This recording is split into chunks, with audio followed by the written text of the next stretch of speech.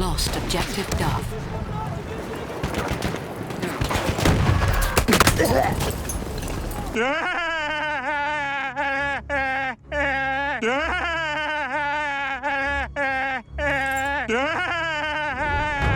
I am Batman.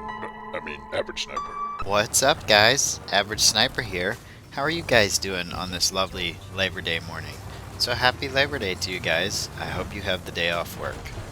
Well, I am doing great, and I have been loving the Battlefield 1 beta, as you probably already know if you've seen my other videos, and if you're new to this channel, welcome. This is my guide to sniping in the Battlefield 1 beta, and what I've learned so far about the heavy tank. This tutorial will also apply to the light tank, but will not apply to the land ship.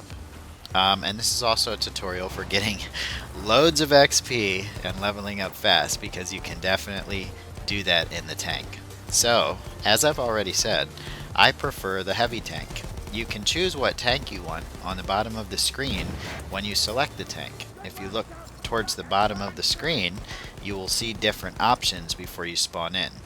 I like to choose the heavy tank or the light tank, and for this video I'm using the heavy tank. So, first things first, drive this in third person. You can switch back and forth from third person to first person. And I started out doing it in first person because I did a lot of first person in Battlefield 4. But I quickly learned that third person is the best way to go.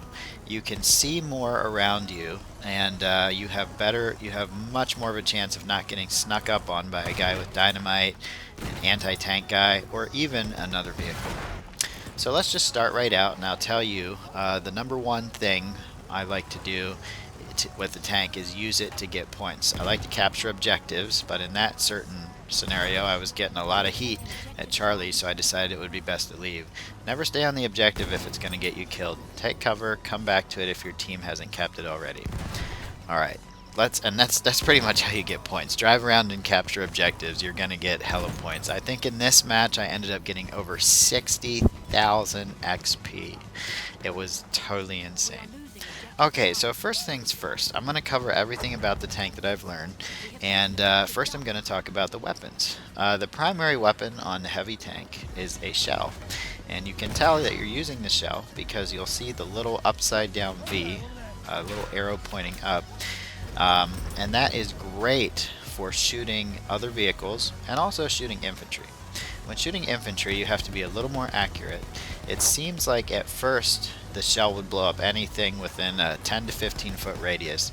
I'm not sure if they actually nerfed this in the short time the beta was out, but it doesn't seem to do as much damage to infantry anymore unless you hit very close to their vicinity or get a direct hit or shoot the ground, right beside them. For taking out infantry, I like to use the secondary weapon, which is basically an onboard shotgun that fires a wide spread, or maybe it's a tight spread. It goes pretty long distance, so I'm going to say a tight buckshot spread.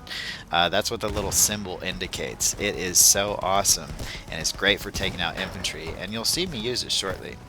Right now I am taking out this other tank. That is a light tank with only one person in it, which is another reason I enjoy the heavy tank, because you can have I think up to 6 people in it, including the driver. If you look at the little diagram down there, you can count 6 seats at the bottom center of the screen. And obviously the best seat is the driver, because the rest of the seats have machine guns and they won't get as many kills. But you can get a lot of support if your teammates are playing the right way. In this game, I don't think I ever ended up having a full tank, but it was still a very good match. And once again, here's me taking out another light tank that drove off the spawn. Taking out light tanks and heavy tanks is basically the same thing, but one thing you should know about the light tank is that it only allows one person to drive it, so you'll never have to worry about other people being inside at the same time. And you can see how much damage this tank is doing to infantry. It's just crazy powerful. I feel like if they did nerf something, the first thing they would probably nerf is this tank. Now, you can switch back and forth between the primary shell and the secondary shotgun. So let's move on to maneuvering. I know I've already talked about using the tank in third person. That's what I prefer, and I think that's what's best because it gives you just a much better field of view. And here's something I'll touch on later is the smoke screen that you have. That's more on the defensive side, which I'll get into in a little bit. So maneuvering the tank is fairly simple. It is very slow. Very, very slow. So keep that in mind. If you think you need to run away from a fight, make sure you have cover to go to. Otherwise, you might just want to engage the enemy and try your luck, because it's going to take you forever to turn around and forever to get away. And by the time you do that, you're probably going to get killed by whatever tank is shooting at you. If you have infantry shooting at you with anti-tank rifles, always take them out as opposed to running away, because they can get shots into you from pretty far away and your tank's probably not going to make it that far. So you want to be pretty aggressive in the tank as much as possible without being a total crazy person and just going everywhere where there's danger. Always feel out the situation. Maneuvering the tank is pretty easy once you get used to it because it moves so slow. It's not like driving a fast vehicle where you're going over humps and ledges and getting thrown into the air. No, maneuvering the tank is easy. The gun doesn't have much maneuverability left and right. It's very tight on the heavy tank. On the light tank you can rotate 360, but the heavy tank only goes back and forth a little bit. So a lot of times you have to maneuver the entire tank left and right, like I'm doing right here, to get your target.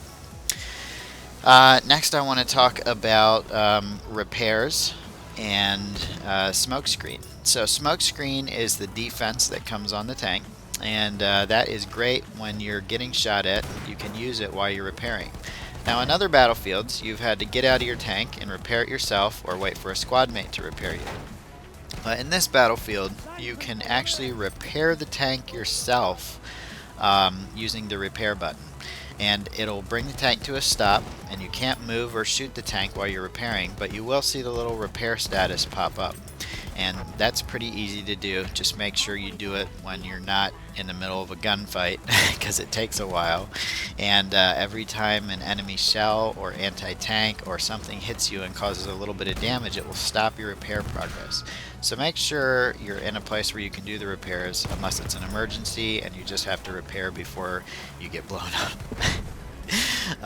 Next I want to talk about playing defense. Actually, you know what? Let me just talk a little bit about what's going on right here. I drove right into the enemy objective, but as you can see, I have heavy team support. But you can see the objective getting taken back. There's so much enemy infantry here, and it was surprising that they didn't, blow my tank up somehow with dynamite or tank grenades or another tank. In fact, I think a tank does come around the corner, probably in the scene that I cut, and gives me my first death here. Fortunately, there was another tank to spawn into. But here's what I was talking about with the shotgun shells. You basically just aim in the general, put the enemy right in the center of that little circle. If they're moving, make sure you account for that, and just pull the trigger, and you're going to see them just get totally toasted. So that shotgun, when it comes to infantry, is just amazing. If you have multiple targets that are a few feet away, it will still hit both of them. If they're further away than that and you want to kill them both at the same time, maybe switch back to the shell and put it right in between them. But yeah, and here you can really see the benefits of the third person tanking maneuvering, third person aiming, just third person in general. There were so many enemies I wouldn't have been able to see had I not been in third person. And now I just want to talk a little bit about defense. Make sure when you're using the tank you always take note of how many people are in there with you. Make sure you're always on the lookout for other enemy tanks, because the last thing you want is an enemy tank to come up behind you and start shooting at you. By the time you get turned around, they're already going to have 3 or 4 shells into you, and you're not going to have a chance. So play very defensively. You can play offensively too, but always just be on the lookout for those other enemy tanks. And and infantry too, because they can actually do some serious damage. And there's the final clip, the train getting blown up there. As you can see, my reticle has disappeared. I don't think that's a glitch. Sometimes your tank reticle, your sights will get disabled. You'll have to run the repair tool, and there's a good example of using smoke with the repair tool while getting shot at by an unknown assailant. And lastly but not least, don't do what I did and accidentally push the wrong button, getting out of the tank and wondering what the fuck's going on, and then getting killed and losing your streak. Thanks for watching, guys. I hope this helped. See you guys later.